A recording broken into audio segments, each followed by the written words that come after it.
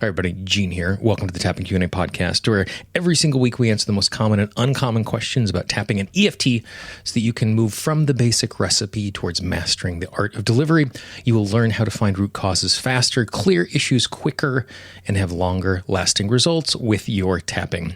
Just before we jump into the show, I just wanted to give you a heads up. Now that I've gotten beyond teaching the Mastering the Art of Delivery class and all the administrative tasks that went along with that, I actually have a little time in my schedule right now. So if you were looking to do a little deep dive work and work with me one-on-one, I'd love to hear from you. Just drop me a note, Gene, Gene, at tappingqa.com.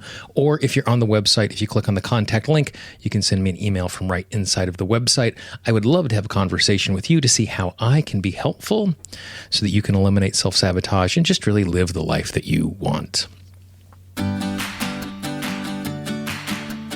This is Gene Montrostelli. Welcome to the Tapping Q&A podcast, recorded live to tape from Williamsburg in Brooklyn. This is episode 480, originally aired September 23rd, 2020. Hi, everyone. I hope this finds you well wherever you are and whatever time of day you're getting a chance to listen to this. Thanks for spending a little time with me today. Before we jump into the content, where we're going to talk about Extinction Burst, what that is, and how you can get past it, because it's something that really gets in our way a lot when we're trying to transform a habit or act in a new way. I just wanted to send a big shout out to all of the supporters of the Tapping Q&A podcast. They voluntarily support the show so that you can continue to get this amazing, great content. If you'd like to be a supporter as well and receive some amazing bonuses, all you need to do is go to tappingqa.com/support. Today, I wanted to talk about a really common phenomenon, and it's called an extinction burst. And what happens is, and I'm sure you have been in this situation, where you are trying to change a habit. And the easiest one to talk about when we're talking about extinction bursts is changing a habit around the way that you're eating. So let's pretend you're trying to eliminate sweets, and you could be trying to eliminate anything from your diet, but let's just use sweets as an example because that's a pretty common one. And the first day it's hard. The second day it's a little harder, and there's some moments of clarity. The third day, it's easy. Like you get through the day and you don't even think about it. You feel like you're in the home stretch. And then the fourth day, the craving's really strong. And you have one piece of candy and then maybe another. It won't be that big of a deal. It's only 2 pieces of candy. I mean, how much can 2 M&Ms really hurt a person? And then the next thing you know, you've completely finished the bag without even thinking. And you're now beating yourself up because you have failed. You've seen yourself making progress, and then in a moment, you've backslid and lost it all. And I think the best way, or the best definition I've ever heard, or at least summed up, is David McRaney, who is the host of You Are Not So Smart, which is a fabulous podcast if you're not listening to it.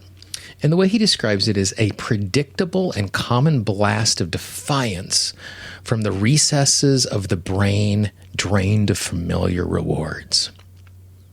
A predictable and common blast of defiance from the recesses of the brain drained of familiar rewards. And if you think about it, that's what is happening when we are trying to change a habit, be it spending too much time on social media, or eating sweets, or drinking too much, or staying up too late, or all of those things that we are doing that we know are not productive, on some level are serving a need. Either because of the chemicals that we're putting in our body or the distraction that it is providing. And the body sees these things as functional. And as always, when I use the word functional, we're going to put the word functional in quotes or inverted commas. And what I mean by that is that it is serving a function. You know, when I am emotionally eating, my favorite choice is cookies and cream ice cream and a glass of Malbec wine, a little tart, a little sweet, all that goes really well together. Is I know that when I am doing that, I am trying to cover up, mask, or leave an emotional state that I am not enjoying. So it is serving a function. It is making me feel less bad. It might not be making me feel better, but it's making me feel less bad. And when I am starting to let go of this tool, two things are happening internally. One, is it something that makes me feel better, and I'm denying myself something that makes me feel better, and we like the things that make us feel better. The other is that oftentimes internally we don't understand the transformation that is happening. The body thinks that we are depriving ourselves of a tool by avoiding the sweets, by avoiding whatever it is, when in reality, we're doing internal work that is trying to move us to a place where we are no longer craving that particular thing. And I learned this lesson really starkly a number of years ago. I was at an event in Vancouver, British Columbia that I go to every single year as a speaker. And the event that we are at has a house band for the entire weekend for the event. And the band that accompanied the event are a group of musicians that I know really, really well. And one of the musicians experiences OCD. And in his experience of OCD, if he is touched in a particular way, he has to do a series of movements, kind of like a little dance, that makes him feel better. And it's not something that he's really worried about, and he's not embarrassed by it. It's just kind of a natural of his life. And we had tapped on other issues before, so he was familiar with tapping, and he was really comfortable working with me. It's actually someone that I've known since he was 13 years old. And so when I offered tapping for that particular thing, he immediately said, no. Because what he heard was, we're going to tap so he stops doing the dance and movement. And he didn't want to lose that tool. As embarrassing as it was to have to do that, it served a really specific function. For whatever reason, when he was touched in a particular way, it built an emotional pressure up inside of him, and doing the movements was the pressure release valve. And so what I was offering him was, let's make it so that the pressure doesn't show up so much, so you need the dance less. What he heard was, you're taking my tool away.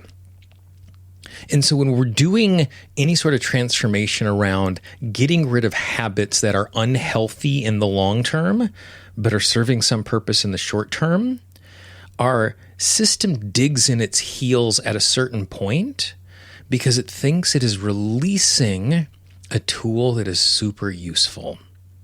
And so it makes perfect sense that the system would come roaring back in some really dramatic way to re-entrench this quote-unquote functional tool so that it doesn't lose track of that. And so that's what the extinction burst is. And what I love in David's statement is the word predictable and common, because what it is saying is, it is not a failure on our part as we are doing transformation that we happen to be experiencing this particular thing. A predictable and common blast of defiance from the recesses of our brain denied familiar rewards. And so all of that is to say, it's something that's going to happen. It doesn't mean that we're failing, and it doesn't mean the transformation works. So there are 3 simple steps that we can do in responding to an extinction burst. The first is acknowledging the fact that is going on and doing a little tapping around it. So the tapping might be something like, right now my system is throwing a bit of a temper tantrum, and it wants to meet needs in a way that I know is unhealthy. I know I could easily give in to this need, and I'd feel better for about 7 seconds. But then I would really feel awful and disappointed in myself. I'm making choices that are going to serve me in the long term. And if I can last through this extinction burst, then the habit of making better choices will be stronger. I am stronger than this. I am worthy of better long-term choices.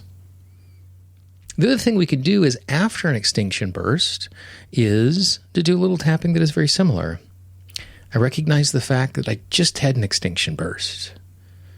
My system is afraid it is losing a valuable tool. Therefore, it's using the tool right now to ingrain it as part of me. And I give myself permission to recognize it is not a failing on my part, because something like this is really common. I give myself permission to recognize just because I did this now, it doesn't mean I'm backsliding. This is common and this is predictable. I acknowledge my system wants what's best for me, and I give myself permission to know I'm not stuck doing this again and again. So by doing a little tapping as we're stepping into an extinction burst, or doing a little tapping after an extinction burst to be gentle with ourselves, is going to make it easier, because for me, the bigger consequence of an extinction burst isn't the fact that I ate a bunch of crap, but it's the deflating sense that I'm failing, which makes it harder for me to stay motivated and makes it harder for me to continue to move forward. And so by doing it in this way, we're ensuring we're naming it for what it is, which makes it easier for us to navigate. The second thing we can do is we can find a task that meets the exact same needs that the extinction burst, whatever that activity is serving. So for example, I can't exchange Reese's peanut butter cups for carrots. Like, they're both things that I eat, but they're not serving the exact same purpose. You know, one of my favorite examples of this is I was working years and years ago with a friend of mine on quitting smoking, and she ran a restaurant. And what she realized is she smoked a lot more at work than she did away from work. And part of it was the kitchen was so stressed, particularly in the summer, because in the summer they opened a back patio that basically doubled the capacity, but they still had this tiny little kitchen. So it was just crazy town. And so every 90 minutes when she went to smoke a cigarette, it was a 7-minute break out of the kitchen that gave her a chance to relax. And so what she did instead was, instead of smoking a cigarette, is she said, I'm going to go smoke a cigarette. And then she walked around the block 2 times, which was about 7 minutes because it was a big block. And what that did was that immediately put her in a circumstance where she didn't need to smoke, because she was getting the same relief that was going on. When I'm trying to manage my eating and I'm about to eat the thing that is junk that I know is just going to medicate me, I make a deal with myself. I'm going to tap for 3 minutes, just tuning into my body, not saying a word, not trying to tap on an issue, not trying to uncover anything, but just take 3 minutes and just tap through quietly. Then after 3 minutes, if I still want to eat the crappy food, I give myself permission to do that. But more than likely, the tapping that I am doing in the moment is enough to feel successful and to feel relaxed that I don't have to eat the crappy food. So, since the extinction burst isn't winning, I'm not getting the deflating aspect of making a bad choice. The third thing that we can do is, instead of just making the goal of, I'm never going to do this again, is to create some incremental stepping stone goals along the way. Like, keep track of your streaks. I'm going to do this for 3 straight days without making a bad eating choice. And then if I do that, I'm like, great. Now I'm going to try and do it for 4 days. Now I'm going to do it for 5 days. And I might have to start over, and that's okay. And I'm going to keep pushing to 4 days until I get those 4 days in a row. And then I'm going to celebrate that, and I'm going to appreciate that.